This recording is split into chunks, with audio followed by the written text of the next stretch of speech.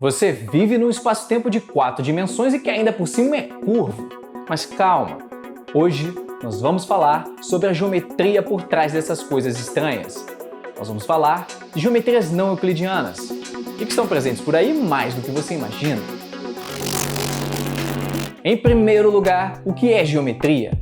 Ela não surgiu apenas para ser uma matéria da escola, um obstáculo entre você e a faculdade. Aliás, a geometria escolar é a geometria euclidiana, de 2.300 anos atrás. E nós vamos falar principalmente sobre o que aconteceu depois disso. Nós vamos falar de algo diferente, uma evolução profunda na forma de entender e pensar geometricamente e que mudou para sempre a nossa compreensão do universo. É um dos assuntos mais fascinantes da matemática. Uma das coisas que me fizeram querer ser um matemático. A geometria começou como uma necessidade prática. Ela significa, literalmente, medição da Terra, geometria, e vem sendo amplamente utilizada desde a antiguidade para projetar construções arquitetônicas, auxiliar na navegação marítima, terrestre, aérea e espacial, compreender o mundo microbiológico, investigar o cosmos, revolucionar a arte, elaborar gráficos poligonais de games e animações 3D, e etc. A geometria é bem antiga. Há mais de 5.500 anos atrás, placas de argila dos sumérios, feitas em escrita cuneiforme, já registravam um conjunto de técnicas para calcular comprimentos, áreas e volumes. Babilônios e egípcios aprimoraram essas técnicas para fazer as suas construções arquitetônicas. E mais tarde, elas foram incorporadas na civilização grega, assumindo a forma de um sistema dedutivo e recebendo o nome de geometria. E aqui entra Euclides, um lendário matemático grego. Por volta de 300 anos antes de Cristo, Euclides compilou o conhecimento matemático da época e escreveu os Elementos. Simplesmente, o segundo livro mais traduzido, publicado e estudado da história, atrás apenas da Bíblia. Nesse livro, Euclides aborda a geometria de uma forma dedutiva, partindo de algumas definições, noções comuns e somente 5 postulados. Euclides deduziu toda a geometria clássica através da lógica. Esse mecanismo é a essência da matemática. Partindo de alguns princípios, provar proposições e teoremas usando somente esses princípios. E quais são os 5 postulados da geometria euclidiana? Vamos a eles. Primeiro, por 2 pontos quaisquer passa uma reta. Segundo, é possível continuar uma reta infinitamente. Terceiro, podemos descrever uma circunferência com qualquer centro e qualquer raio. Quarto, todos os ângulos retos são iguais. E quinto, se uma reta corta 2 outras retas formando ângulos colaterais internos cuja soma é menor do que 2 retos, então as retas, se continuadas infinitamente, encontram-se no lado no qual estão os ângulos cuja soma é menor do que 2 retos. O quê? Esse quinto postulado é bem estranho. É difícil de entender, é comprido demais, é truncado e confuso. Ele não é natural ou óbvio como os 4 primeiros. Ele é diferente. No final das contas, ele significa que por um ponto fora de uma reta, é possível traçar uma e somente uma reta paralela à reta original. E não foi apenas você que não gostou desse quinto postulado. Praticamente ninguém ficou satisfeito com ele. Os matemáticos da época fizeram duras críticas ao quinto postulado. Ele nem parecia um postulado de verdade. Parecia mais uma proposição. Uma coisa que, em vez de ser assumida como um postulado, deveria ser provada a partir dos outros postulados. E então, por 2.000 anos, os matemáticos tentaram provar o quinto postulado de Euclides. Uma das tentativas mais interessantes foi feita pelo matemático islâmico Omar Khayyam no século XI. E ele era um homem à frente do seu tempo. Por exemplo, na sua obra vemos o triângulo de Pascal, números irracionais colocados lado a lado com os números racionais numa mesma reta real. E também uma solução geométrica para certas equações de terceiro grau, 4 séculos antes da solução geral de Cardano. Além disso, Khayyam buscou um caminho alternativo para provar o quinto postulado, que é o que interessa aqui. Ao invés de prová-lo diretamente a partir dos 4 postulados, Khayyam assumiu como hipótese que o quinto postulado era falso. A partir daí, Khayyam buscou estabelecer uma contradição. Se ele conseguisse fazer isso, a conclusão seria que a sua hipótese era inválida, ou seja, ele teria provado que o quinto postulado é na realidade verdadeiro e seria consequência dos outros 4. Essa técnica de prova é conhecida como redução ao absurdo e é muito utilizado pelos matemáticos até hoje em suas demonstrações. Um exemplo de prova por absurdo é a existência de infinitos números primos. Suponha que só existisse um número finito de números primos. Considere então o número formado por 1 somado ao produto de todos os primos. Esse número não pode ser divisível por nenhum dos primos. Então, ele deve ser primo. Só que ele é maior do que todos os primos. E aí temos uma contradição. Isso mostra que a nossa hipótese da finitude dos primos é falsa. Ou seja, existem infinitos números primos. Essa prova, aliás, foi dada pelo próprio Euclides. Kayan não foi bem sucedido nessa abordagem de buscar uma contradição, mas a ideia de negar o quinto postulado era bastante interessante. E ainda vamos falar sobre isso mais adiante. Segura aí. Após séculos de esquecimento, no final da Idade Média, a obra de Euclides voltou a fazer sucesso pela Europa e foi estudada por um grande filósofo, físico e matemático francês chamado René Descartes. Existem vários motivos pelos quais Descartes poderia aparecer nos vídeos desse canal, mas o principal deles é, sem dúvida, o seu sistema cartesiano. A geometria até então falava de abstrações de coisas concretas. Era a geometria dos objetos, pontos, retas, planos e círculos. Mas Descartes propôs uma descrição matemática do próprio espaço onde esses objetos existem. Isso nunca havia sido feito antes. Através das coordenadas cartesianas, Descartes descrevia, inclusive, o espaço vazio. As coordenadas cartesianas são nada mais do que uma forma de identificar pontos no espaço. Por exemplo, no plano bidimensional, duas retas que se cruzam em um ângulo reto permitem localizarmos qualquer ponto do plano em relação a essas retas na forma de coordenadas. Isso foi revolucionário para a geometria e deu origem à geometria analítica. Cerca de 2000 anos depois dos elementos de Euclides, uma nova abordagem para a geometria era possível. Problemas geométricos podiam ser formulados em termos algébricos, com a ajuda das coordenadas cartesianas, e vice-versa. Por exemplo, um círculo de raio unitário poderia ser descrito como uma equação do tipo x² mais y² igual a 1. Mas a influência de Descartes não ficou restrita à matemática. As suas coordenadas cartesianas eram o palco ideal para a física. Graças a elas, Newton pôde dar um passo além e considerar não apenas uma descrição estática dos fenômenos, mas também uma descrição dinâmica que muda com a passagem do tempo, uma descrição do movimento. As coordenadas introduzidas por Descartes foram o cenário ideal para que Newton estudasse o movimento através do cálculo, inventado por ele próprio. Isso provocou uma revolução científica sem precedentes. A matemática de Descartes e Newton inaugurou uma forma de modelar os problemas do mundo físico que é usada até hoje pelos pesquisadores. Essas coisas ocorreram no século XVII, e apesar de toda a revolução que provocaram, ainda não tinham resolvido o problema do quinto postulado de Euclides. Foi preciso esperar até o século XIX para que o problema fosse resolvido, e muito mais do que isso. Esse foi um século realmente espetacular para a geometria. O problema do quinto postulado foi resolvido de maneira independente por Lobachevsky e Bolyai. Vamos lembrar que o matemático islâmico Omar Khayyam propôs a negação do quinto postulado para tentar prová-lo usando o método do absurdo. O quinto postulado dizia que por um ponto fora de uma reta existe uma e somente uma reta paralela à reta original. Lobachevsky e Bolyai trabalharam com uma das duas negativas possíveis para essa afirmação.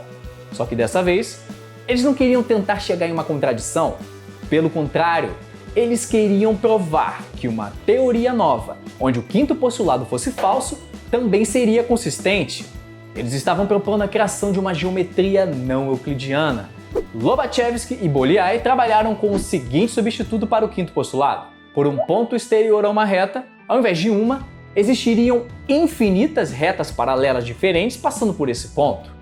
Isso deu origem à chamada geometria hiperbólica, e o nome vai ficar claro um pouco mais adiante. Uma forma de enxergar a geometria hiperbólica é através do chamado disco de Poincaré. O espaço plano fica confinado em um disco, e as retas desse espaço são os diâmetros do disco, juntamente com os arcos de círculo que formam um ângulo reto com a borda do disco. Desse modo, vemos a possibilidade de existirem infinitas retas paralelas a uma reta dada passando por um mesmo ponto. A geometria hiperbólica do disco de Poincare inspirou as obras do artista holandês Maurits Escher. Existe até um game baseado em geometria hiperbólica, chamado Hyperrogue. A essa altura, é claro que você ficou indignado em saber que as retas do disco de Poincare não são bem retas no sentido comum, mas sim curvas. Só que isso não viola os outros 4 postulados de Euclides.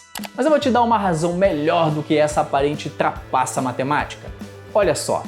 Você sempre ouviu que uma linha reta é o caminho mais curto entre 2 pontos. E é exatamente isso que as retas curvas do disco de Poincare fazem. Elas são os caminhos mais curtos entre 2 pontos. Como assim? Não parece? Se você pensar no disco de Poincare como você pensa a geometria euclidiana comum, é evidente que os arcos de circunferência não podem ser os caminhos mais curtos entre 2 pontos.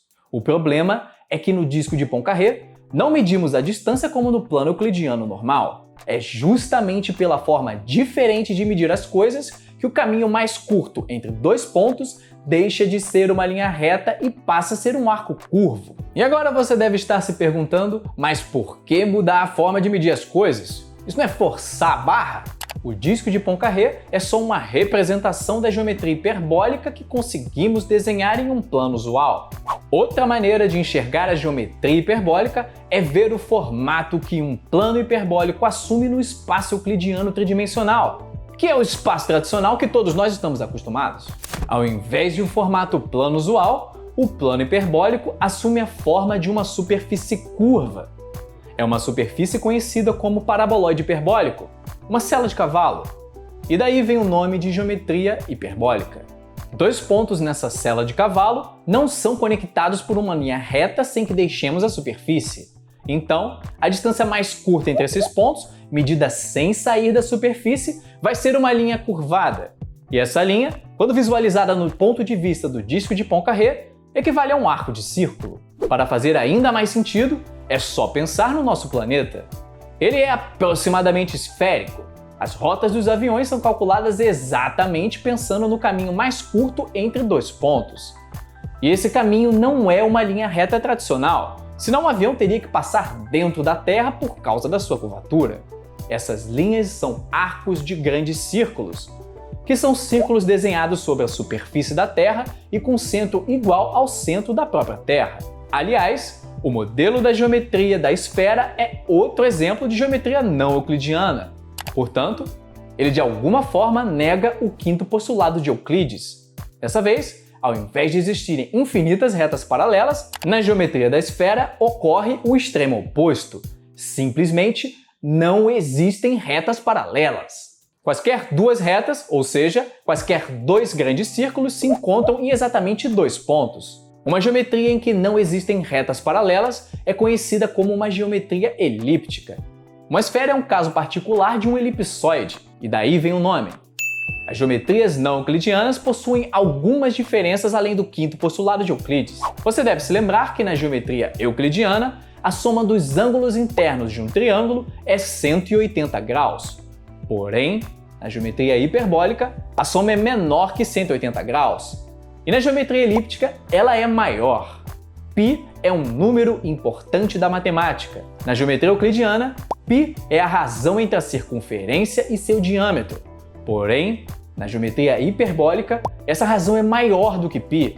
Na geometria elíptica, a razão é menor. Ou seja, na geometria elíptica, considerar π igual a 3 pode não ser uma mera aproximação para facilitar as contas. Pode fazer total sentido. Assim como faz todo sentido você se inscrever nesse canal se curte esse tipo de conteúdo. E ativa o sininho das notificações para não perder os novos vídeos. Senão o YouTube não te avisa, hein? As geometrias não euclidianas de 2 dimensões são bem visualizadas como superfícies.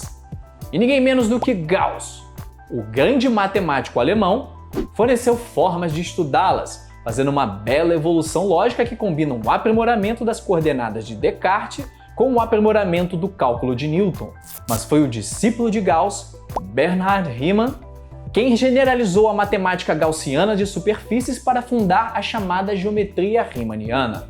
Para entender o conceito de retas como o caminho mais curto, o que chamamos de geodésicas de uma superfície, é preciso também entender claramente o que significa medir uma superfície.